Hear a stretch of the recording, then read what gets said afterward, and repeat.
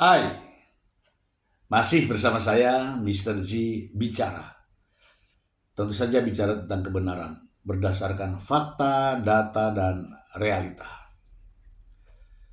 Teman-teman, terkait dengan perceraian Mbah Imbong dan Paula Verhoeven, kalau saja prosesnya benar, proses persidangannya, proses perceraiannya benar, mungkin tidak seperti ini, teman-teman. Teman-teman bisa melihat ya, begitu banyak kritik, begitu banyak tanggapan-tanggapan dari masyarakat, para ahli, ya, para akademisi, para profesional, praktisi, dan para netizen di seluruh Indonesia menyoroti terkait dengan masalah ini. Kalaulah prosesnya benar, mungkin tidak seperti ini, teman-teman. Teman-teman bisa ingat ya, mulai dari awal ada konferensi pers, kemudian pengacara Mbak Imbong yang selalu membuka di berbagai media macam-macam masalah dalam rumah tangganya. Katanya untuk kepentingan anak, tetapi tidak berpikir bagaimana jejak digital nantinya akan dibaca oleh anak. Ya, tentu saja ini peran penting ya dari pengacara. Bagaimana pengacara ini mengungkapkan isi dalam rumah tangga Mbak Imbong, termasuk konferensi pers dengan adanya penyakit yang disampaikan secara belak-belakan. Ya, katanya ini terjadi sebelum pernikahan Mbak Imbong dan Paula Verhoeven. Ini begitu banyak menimbulkan pro dan kontra. Kemudian dari tudingan perselingkuhan yang tidak disertai bukti-bukti, hanya berdasarkan chat-chat dan pengakuan daripada seorang karyawan, seorang ART dari Paula Verhoeven yang dipecat, kemudian dijadikan sebagai dasar hakim dalam mengambil keputusan, dan menimbulkan begitu banyak reaksi. Bukan hanya saya yang memberikan reaksi seperti ini, tetapi para pakar-pakar hukum yang lain juga memberikan kritik pada hakim. Salah satunya adalah Hotman Paris Hutapea. Berikut ini. Ada pihak ketiga perselingkuhan, ya, tapi tidak diuraikan perselingkuhan itu yang bagaimana. Memang ada bukti-bukti CCTV di mana Paula ngobrol dengan pintu terbuka, tidak ada satupun video tentang hubungan intim. Oke. Menurut undang-undang ada beberapa alasan cerai. Satu, karena berbuat zina. Berbuat zina itu harus ada bukti, ada hubungan seks, hubungan intim, baik berupa saksi yang melihat atau video atau pengakuan. Ternyata dalam kasus Paula itu tidak ada. Adanya hanya sekedar chatting atau ngobrol apa gitu, tapi tidak ada pengakuan pernah hubungan intim. Jadi salah putusan hakim yang menyatakan bahwa memakai istilah perselingkuhan, karena di dalam undang-undang tidak ada istilah perselingkuhan. Istilah perselingkuhan itu hanya ada dalam kehidupan sehari-hari, dan itu jadi putusan itu salah total. Harusnya hakim memakai dalam undang-undang selain berbuat zina, alasan kedua adalah pertengkaran terus-menerus. Harusnya itu dipakai oleh hakim sebagai alasan bahwa karena kedekatan, kalau benar ya, dengan pihak ketiga, maka bertengkar terus-menerus itu bisa jadi alasan perceraian. Ya itu dari segi hukum begitu, putusan itu salah total. Hotman Paris berani mengatakan bahwa putusan hakim salah total. Artinya apa? Ini kritikan yang sangat pedas untuk para hakim. Untuk para hakim. Berikut.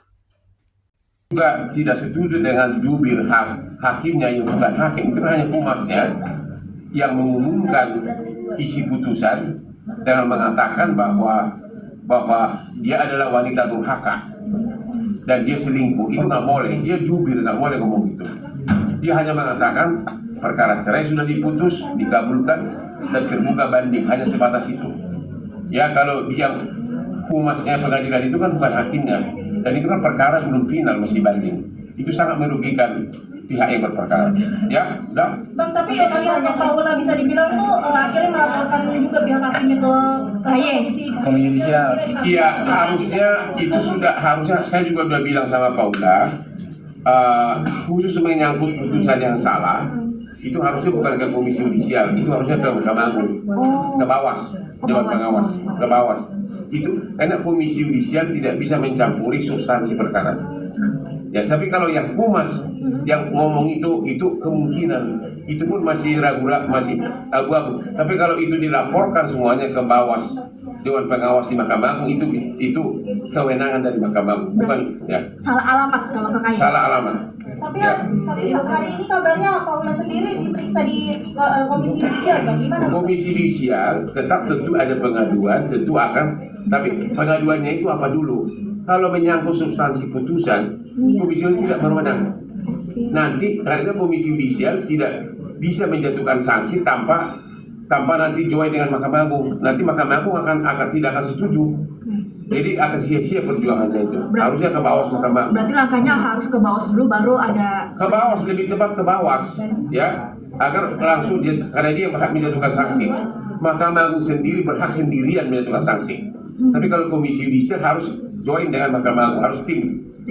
Ya, tentu Mahkamah Agung akan kalau mengikuti aturan, ya itu bukan kewenangannya komisi judisial gitu loh. Ini salah alamat. Bang, langkah apa selain ke KAI kan Anda juga ke Dewan pas segala macam atas bocorannya postingan data hasil putusan sidang ini, gimana Bang menurut Abang sendiri langkah-langkah dari tim? Ya hanya banding itu aja. Itu belum mengarah banding ya. Satu lagi di putusan yang itu saya udah baca yang di postingan itu yang katanya ada sudah kena penyakit menular H titik-titik ya sejak sebelum nikah. Tapi di persidangan ternyata tidak ada rekam medis, tidak ada dokter yang dia bawa, hanya ada keterangan dua saksi temannya. Itu putusan hakim salah total, banyak ya, nggak boleh itu. Dari mana dia tahu kalau temannya doang? Ya itu salah total itu. Itu sangat menyakitkan bagi Paula. Tuduhan perselingkuhan dalam bahasa hukum dikatakan sebagai perzinahan.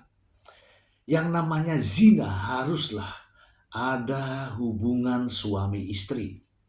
Ada terjadi persetubuhan di antara keduanya. Mengerti adalah, kok bisa itu laki-laki mengumumkan sebelum nikah? Berarti sebelum lahir anaknya. Berarti ada kemungkinan sudah masih kena penyakit itu, masih mengandung penyakit pada saat mengandung. Sedangkan penyakit menular itu bisa kena dari hubungan, ini dokter nih, bisa menular dari hubungan anak kan, kelahiran. Dan itu bisa ketahuannya bertahun-tahun loh. Jangan heran kalau penyakit itu bisa ketahuannya lama. Bukan hanya itu, jangka panjang jejak elektronik dari anaknya ini. Coba bayangin kalau dia melamar ke anak orang, ya melamar istri, bapaknya tuh takut jangan-jangan kau kena tuh loh. Jadi kalian laki-laki jangan gitulah sama wanita. Itu pesan saya. Kalau kau udah mau cerai, ya udah ceraikan aja. Nggak usah terlalu vulgar menceritakan kebusukannya. Ingat, selama kau nikah sama dia, kau pernah merasakan kepuasan yang sangat nikmat, benar nggak? Kepuasan di malam-malam dingin di serangan fajar, ya. Tapi jangan, ya benar kok. Kalau nggak ngapain dua anak? Paula Verhoeven dalam pernyataannya tidak pernah berselingkuh. Namun hakim memutuskan Paula Verhoeven sebagai istri yang durhaka. Ini menjadi pukulan yang sangat traumatik yang dialami oleh Paula Verhoeven. Bang,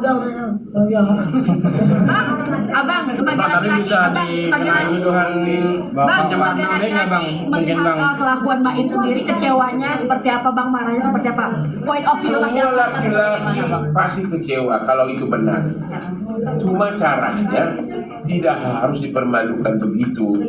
Mempermalukan ibunya, mempermalukan anaknya. Kan tujuan dia kan mau pisah. Udah, cukup dibawa ke pengadilan, perkuat buktinya, sewa pengacara handal seperti Hotman, ya. Ya udah, benar cerai-cerai, nggak usah dipermalukan. Janganlah permalukan. Dia adalah darah anak kandungmu. Itu. Saya melihat, saya tidak niat sama sekali jadi pengacaranya. Saya begitu lihat itu, saya lagi di Singapura, saya langsung bikin postingan. Karena itu kelewatan gitu loh. Kalau soal kehebatan sama wanita, itu cowok kalah sama gua tuh, ya. Gua lebih kaya juga. Berarti mengenal sosok B ini seperti apa bang? Apa? Mengenal sosok BM? B. Gua nggak kenal secara pribadi dia. Saya hanya menyoroti kasus ini. Itu salah total. Saya nggak tahu apakah dia yang mengatakan bahwa istrinya itu kena penyakit itu. Saya nggak tahu. Tapi kalau yang kita tangkap dari medsos seolah-olah. Tapi saya nggak tahu persis. Jadi saya nggak bisa. Dan juga itu putusan satu lembar mengenai penyakit itu sengaja diposting atas siapa itu. Ada kan masih tahu. Saya baca tulisannya itu bukan bohong, itu bahasa hakim. Itu saya oh ini benar, ini bagian dari putusan itu. Saya langsung di Singapura di kamar hotel langsung gua bikin postingan, itu nggak boleh begitu. Ya, kita ini laki-laki semuanya, udahlah. Semua juga suka wanita cantik. Jangan kita korbankanlah ibu dari anak kita. Saya juga pernah menyampaikan bahwa tuduhan perselingkuhan haruslah dibuktikan dengan fakta-fakta hukum sesuai dengan hukum yang berlaku di Indonesia. Jangan persepsinya berbeda. Sempat ultimatum Paula terkait dengan laporan Paula ke Komnas Perempuan atas diskriminasi beliau pada saat di persidangan. Abang sendiri mungkin melihatnya seperti apa sih bang? Kalau di persidangan tidak ada kewenangan dari siapapun. Tidak ada, itu hanya bisa banding. Yang lebih bagus bandingannya. Makanya atau saya sudah bilang tadi Paula, kalau kejadian di persidangan substansi lapornya ke Dewan Pengawas Mahkamah kecuali ada sogok menyogok, itu bisa komisi yudisial. Itu pelanggaran kode etik. Kalau menyangkut penafsiran pasal itu Dewan Pengawas Mahkamah. Berarti jika Paula banding bisa menang bang? Untuk aspek itu bisa, tapi takutnya di pengadilan tinggi hakim mengatakan itu terbukti pertengkaran terus menerus. Menang dari alasannya. Bisa-bisa alasan cerai tetap dikabulkan tapi bukan perzinahan. Karena memang tidak ada bukti perzinahan, ya. Ada alasan lagi, yaitu pertengkaran terus menerus. Itu bisa. Itu salah satu alasan cerai. Ya inilah yang mengakibatkan apa yang menjadi putusan hakim dikatakan sebagai sesuatu yang salah. Itu bebas banding, tapi nanti kan tergantung hakim mana yang dikabulkan. Karena yang sadar banding mungkin saya nggak tahu alasannya banding apa, agar uangnya tidak dikasih atau uang apa atau apa, saya nggak tahu. Karena dia udah terkabul, dia udah menang kok. Kecuali hanya masalah atau mau dia alasannya dipertegas lebih ekstrim lagi, kau telah berbuat ini, kan nggak ada. Zina itu kan Anda tahu dong, zina kan harus ada bukti hubungan gitu loh. Kayaknya gue cocok sama lama-lama jodoh nih. Dari terkait dengan bukti adanya percekcokan, sempat juga pihak dari ART rumah tangganya Mbak Im dan Paula sempat bercerita terkait memang adanya percekcokan antara mereka berdua selama menjalani rumah tangga. Ya itulah pertengkaran terus menerus, itu boleh, ya, itu boleh. Paula cerita sama saya, katanya ada satu pembantunya yang rada-rada memihak ke pihak lagi, sehingga ada chattingan yang kata-kata kangen itu bocor gitu loh. Tapi itu pun bukan perzinahan gitu loh. Kan berzina itu kan dia dihukum. Jadi Paula itu dapat 2 hukuman. Satu hukuman putusan yang tidak benar, satu lagi fitnahan terkejam. Karena dia difitnah dengan putusan pengadilan, dia terfitnah pelaku zina. Soal benar tidaknya kita nggak tahu, tapi kan bukti tidak ada. Itu loh. Tapi yang paling kejam lagi tentang penyakit menular itu bagian dari putusan itu total nggak boleh itu. Bang, tidak ada rekam medis kok, dokternya pun menolak untuk datang. Dan bukan hanya Hotman Paris yang berbicara, banyak ahli-ahli lain yang berbicara terkait dengan hal ini. Mari kita simak bersama-sama. Itu juga selingkuh kan macam-macam kan itu. Apakah orang ketemu kedua belah pihak itu dikatakan sudah selingkuh? Belum tentu. Kemudian ada mengucapkan sayang. Saya pernah sama teman saya itu karena saking akrabnya itu sama cewek bilang sayang. Biasa-biasa aja yang sekarang tuh. Apakah itu sudah konotasinya bahwa secara pribadi? Enggak juga, itu kan sudah bahasa yang sudah umum. Kecuali kalau saya yang dikatakan itu mempunyai muatan tertentu. Ya kalau yang wajar-wajar aja ya biasa lah. Kemudian ya kan saya lihat ini kan Paula ini kan dibawa tekanan-tekanan saya lihat. Ya, walaupun demikian saya tidak pernah membela seseorang. Kalau memang Paula melakukan kontak hubungan komunikasi dengan seseorang secara tertutup, ya apalagi menjurus pada suatu hal, ini juga tidak layak juga, tidak elok. Saya kan laki-laki. Nah, kalau memang sudah ditegur ini ingatkan ya kamu rubah.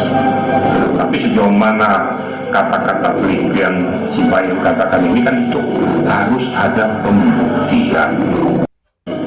Lah kalau memang Baim tahu dia, IPK sudah berkali-kali saya katakan, kenapa kamu mau kawin nikah dengan orang yang kena penyakit apa? Kan bukan ketularan.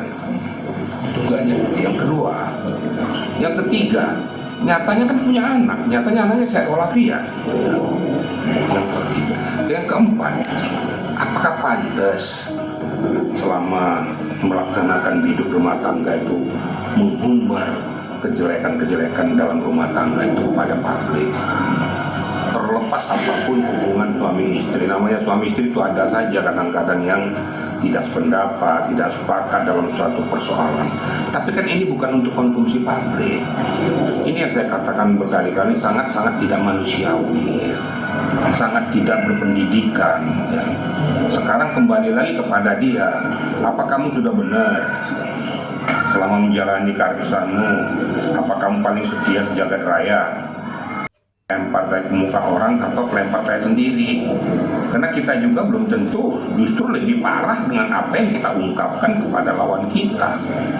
Ya sudahlah, dalam hidup rumah tangga kalau memang kamu memang tidak bersepakat lagi untuk bersama, ya sudah aja pisah baik-baik, nggak usah mengumbar tuh. Ini kan konsumsi daripada ya pengadilan, konsumsi daripada Baim. Kok nyebar kemana-mana? Berarti kan menyebarkan harga diri seseorang, menyebarkan kelemahan seseorang. Kalaupun itu betul, seandainya betul pun tidak pantas dan tidak layak dipublikasikan. Karena hanya untuk kepentingan Baim, untuk ya kepentingan hukumnya, bukan untuk menyebarluaskan, untuk menjatuhkan harkat martabat daripada seorang wanita. Nggak manusiawi banget. Saya juga laki-laki loh, ya. Nggak pantas lah gitu. Kita harus gentle agreement. Dan ini adalah koreksi yang sangat keras ya dari seorang pakar. Ini kalau saya yang dikatakan seperti itu sudah malunya minta ampun. Dengan dia inisial NS itu pun kan diundang oleh suaminya sendiri, oleh Baim. Dia bukan datang sendiri atau Paula yang nemuin si inisial NS, tetapi yang mengundang ke rumah itu adalah Baim Wong sendiri, karena disampaikan kepada Paula izin bahwa inisial NS ini akan tinggal di sini, akan menjadi partner bisnis kita. Kalau kita bicara konteks itu, berarti rumah ini bukan ranah private lagi.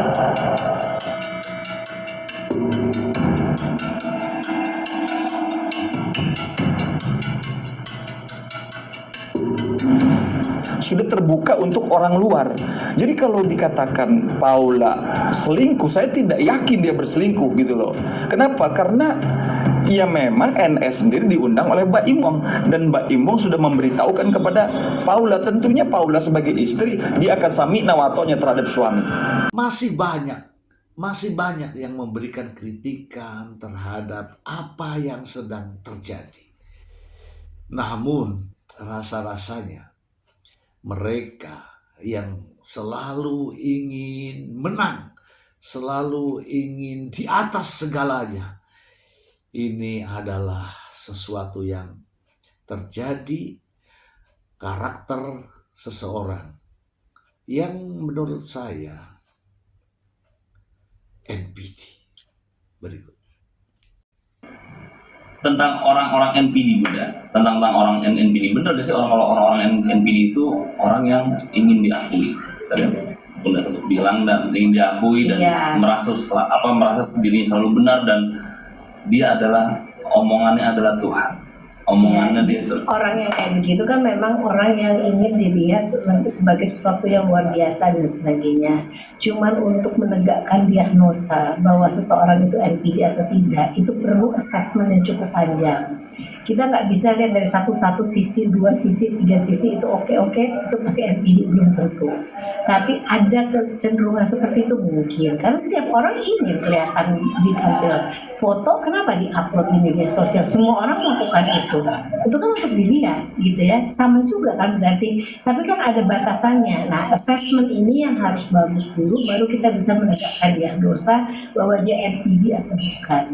Karena begitu dia ditegakkan diagnosa NPD, prognosanya bisa berubah atau tidak itu sangat tergantung dari hal tersebut gitu. Kalau saya nggak terlalu harus dicap nih NPD bukan, nggak penting itu. Yang penting adalah berbuat baik untuk kemudian tidak terlalu diekspos ke kiri ke kanan. Kalau perlu kita harusnya tahu saya ini lemahnya di mana, harus perbaikan ke depannya seperti apa. Itu aja. Bukan itu saja teman-teman, bukan itu saja. Masih ada kritikan-kritikan lain yang justru mengoreksi terkait dengan putusan hakim. Anehnya Baim Wong pun banding. Berikut ini. Seorang istri dituduh berselingkuh oleh suaminya. Dalam keadaan suami tidak punya bukti dan si istri juga tidak bisa membuktikan bahwa dia tidak berselingkuh. Artinya ini pelik lah. Kemudian si istri mengatakan saya tidak bisa melakukan apa-apa lagi kecuali diam. Nah, tapi ingat, ketika Anda sudah tidak mampu apa-apa lagi kecuali diam, Anda memiliki Allah Ta'ala di sepertiga malam yang terakhir. Anda bisa ungkapkan semua itu di hadapan Allah. Mungkin Anda diam di hadapan suami, tapi Anda bercerita di hadapan Allah. Dan cerita Anda di hadapan Allah tentu itu akan menyelesaikan masalah. Barakallahu fikum. Sebetulnya kalau bicara masalah Islam, ya, tatkala para ulama memberikan nasihat, memang terbukti barangkali istri itu berselingkuh, itu tidak boleh dipublish kemana-mana, ya, karena itu aib keluarga, ya. Di zaman baginda Nabi Muhammad SAW, ya, ada seorang anak angkat baginda Nabi, Zaid ibnu Harithah, ya. Beliau digugat oleh istrinya yang namanya Zainab binti Jahash, ya, dalam perkara perceraian di antara Zaid dengan Zainab, ya.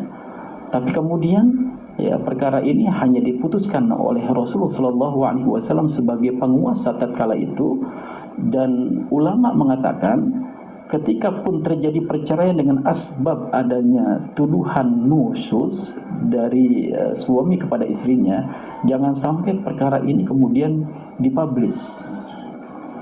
Karena kalau kita mau lihat nilai-nilai Islam, Masya Allah, sekecil apapun ya perkara dalam rumah tangga kita, kalau bisa antara suami dan istri saja yang mengetahuinya, bukan untuk dikonsumsi oleh orang lain. Apalagi seluruh masyarakat nasional, bahkan dunia mengetahuinya, itu sesuatu yang sangat aib dalam kehidupan rumah tangga kaum muslimin. Karena Begitu banyak ya kontroversi dalam persidangan. Sebut saja ya teman-teman, saksi-saksi yang dihadirkan oleh pihak Baim Wong adalah karyawan-karyawannya. Ya, saya meyakini kalau karyawan yang dihadirkan pastilah terikat dalam hubungan, ada relasi kuasa. Dan hakim mempercayai ini dan dijadikan dasar sebagai putusan. Ini ya, Hotman bilang ini yang salah total, keliru ini. Saksi yang dihadirkan adalah karyawan-karyawan dari Baim Wong yang digaji oleh Baim Wong, yang bekerja pada perusahaan Baim Wong. Tentu saja akan memihak Baim Wong, bukan yang netral. Apalagi ada seorang ART yang konon katanya dipecat oleh Paula Verhoeven dan direkrut kembali oleh Baim Wong karena bersedia menjadi saksinya. Ini tidak masuk akal. Tidak masuk akal. Ini harusnya hakim mempertimbangkan ini. Tidak layak untuk dijadikan saksi. Malah didengarkan dan dijadikan dasar sebagai putusan. Dasar sebagai sarana mengambil keputusan. Ini ironis, teman-teman. Paula Verhoeven saat ini sedang berjuang untuk memulihkan nama baik, harkat dan martabatnya. Seyogyanya Baim Wong memberikan dukungan, bukan justru malah memerangi orang yang ingin memulihkan nama baik, harkat dan martabatnya. Bahkan Paula Verhoeven adalah bekas istrinya dan ibu dari kedua putranya. Mengapa harus diserang? Paula Verhoeven berjuang atas nama seorang ibu, atas nama seorang wanita, dan atas nama ibu dari anak-anaknya. Saran saya sebaiknya Baim Wong mempertimbangkan agar memilih pengacara, memilih penasihat hukum yang adem, bukan yang memperkeruh suasana, bukan yang makin hari makin menjadi kompor dalam masalah ini. Banyak kok penasihat hukum yang memiliki sifat yang adem, bukan justru menjadi bumbu dan justru semakin memperuncing suasana. Itu sih dari saya. Semoga bermanfaat. Terima kasih. Bye.